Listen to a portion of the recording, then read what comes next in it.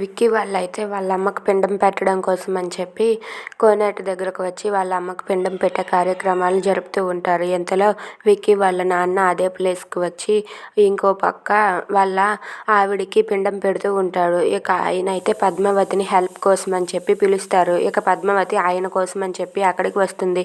అది చూసి ఆయన అయితే చాలా థ్యాంక్స్ అమ్మ, నా మాటను గౌరవించి ఇక్కడికి వచ్చినందుకు అని చెప్పి అంటూ ఉంటాడు. అయ్యో అదేం లేదండి, మీరు నాకు పెద్ద సారు అని చెప్పి అంటూ ఉంటుంది. ఇక వాళ్ళిద్దరూ అయితే ఒకరికి తెలియకుండా మరొకరు ఒకవైపు వాళ్ళు ఒకవైపు వీళ్ళు పిండం పెడుతూ ఉంటారు.